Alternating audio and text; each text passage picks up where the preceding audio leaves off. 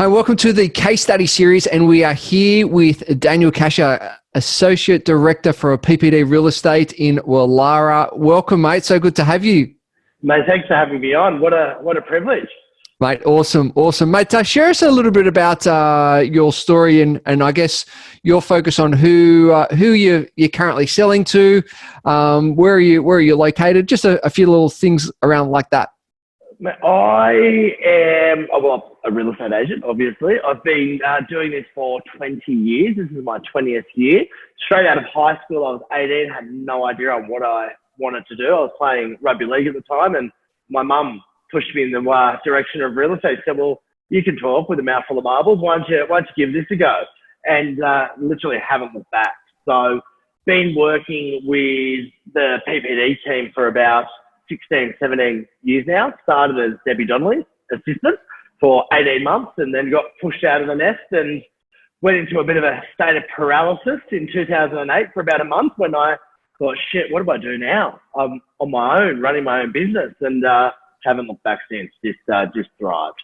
Fantastic. And so if you think about, like, we've been working for a little while now, if you think about before we met, what was happening in your business then? Mate, gosh, it was like a roller coaster ride, to be honest.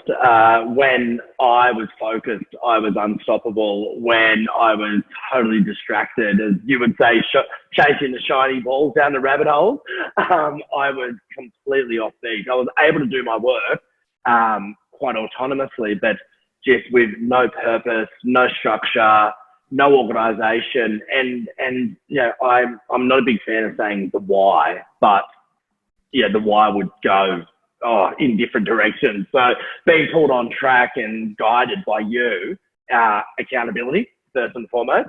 So it's sort of like all the gear and no idea was sort of where I was at. And you've just given a whole new dimension to how to run a business, be organised, daily goals as well as weekly, monthly, quarterly, and yearly goals, and just really sticking to task. So if you think about that time before, what sort of led to you to wanting to find a better way to grow your business? Like, you know, you said you had all the tools and everything before, but you're a little bit all over the place. What led you to make that decision to go, you know what, I need to do maybe something different? Well, there's a lot of merit to the saying, behind every great man, there's an even better woman. And I credit my wife, Jules Cachia, for pushing me in the direction to seek a greater good, to seek some assistance and some guidance. She identified that all the skill set was there and the fundamentals. It was just pulling it all together. So having someone that has faith in you and that you actually talk to and was helping you out to seek that direction and listening, of course, as well to that advice. It took me probably about 12 months to reach out to someone. It was a little while. It was a big journey. It was a big journey. And and again, why didn't I do it 12 months ago? It could have been 12 months ahead of the game, but here I am and I'm not looking back. And everything happens for a reason in the time that it needs to happen in. So I totally understand. If you think about the process and the program and the coaching, how has it helped you specifically? Oh, just clarity. Like mine for me, it's more about the mental side of things, the preparation, the organisation. I'm very goal orientated and I'm uber competitive and very goal orientated, and having accountability and knowing that you, Shorty, is on the end of the phone call, if not every day, every other day, it drives you and it motivates you. And once you start hitting those extra goals in your business, and not necessarily from a bottom line level, but just from an ease level as well, just how much easier it is to come into work and face difficult tasks and not hide from them and run away from them and let them manifest and build, it pays dividends to anyone. It's paid dividends for me in terms of managing my staff as well as managing my own business and also my headspace. Love it. And if you think about some of the specific results, what are some of those results have been over this last little while? Oh, just literally getting out of my comfort zone.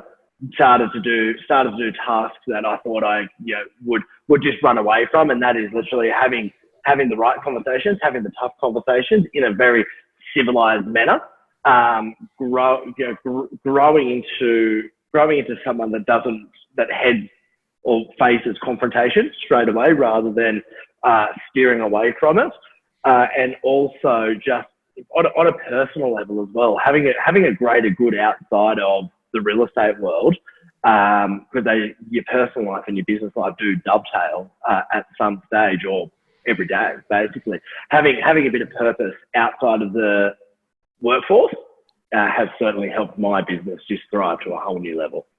I want to bring up a conversation that we just recently had in relations to, you've just started to get back into your training and your running and so forth. And I remember a conversation that we recently had, and you've been, loving your trail running and so forth, and you were training up to an event later this year, but a certain opportunity came across your table to do something a little bit different. Do you want to share with everyone that story and what transpired and what's resulted of that? So, well, let's fast forward. Let's rewind, I should say. Sorry. Back in November last year, I excuse me, I quit smoking, and I didn't smoke much. I never smoked during the week or during the work day, but I quit smoking for the greater good. And I gave myself a task that I was going to run a 60K race for the Kepler Challenge in New Zealand. And so I was working towards that. I thought, okay, this is great, keeps me on target. And I shared that with James, and he obviously, was happy and inspired and pushed me along towards that direction. But a certain ticket came up, and as I was getting into my training, I was just running more and more and more. I was able to secure a ticket to the Ultra Trail Marathon in Australia in Katoomba, but it's 100K. Not 60, it's 100Ks. But my thought process was, I'll backdoor this. I'll get a 100K ticket, then I'll downgrade it to a 50K ticket because that's the one I want. And I thought, God, the ticket's currency, I'll be able to trade that much better than not having a ticket. And the minute I bounced that idea off James, he's like, well, mate, just do the bloody 100. I'm like, no way. As if I can do that. I've only been running for about 6 months, realistically. And he's like, why? He said, the difference is time on your feet. So you've got the energy, you've got the headspace, you can do it. And since then, I sat on that, or I tried that on for size for about 48 hours. And I sent him a text message and I went, mate, let's do it. I'm in. He goes, and James is, I've been waiting for this message. so here I am running 100Ks in 22nd of October. Call me crazy, but I can't wait. I'm excited. Love it. Super proud, super proud. If you look about the process that you've gone through, have you had any roadblocks throughout the time, and how have you got past them? Probably my own personal headspace would be a huge roadblock. Not utilising the support network, that I have at my fingertips to the best or the full, that would be another roadblock, and that's reaching out to Jane. My wife's got a business degree, utilising her and also my friends and network. The other one would just be, like, I go back to your own personal headspace. Since not having a game plan and not exercising, or before I started, I was all over the show. But having a game plan in that respect has really unblocked all of my blockages and allowed me to move forward. Love it. Fantastic. Now, if you're thinking about if what would you say to other maybe business owners or associate directors like yourself who may be stuck in the process or hasn't even gotten started to grow their business, what would you say to them? Just do it. Pull the trigger. Like I've been in paralysis before where I've wondered if I should or I shouldn't. I've put on extra people. It hasn't worked out. It has worked out.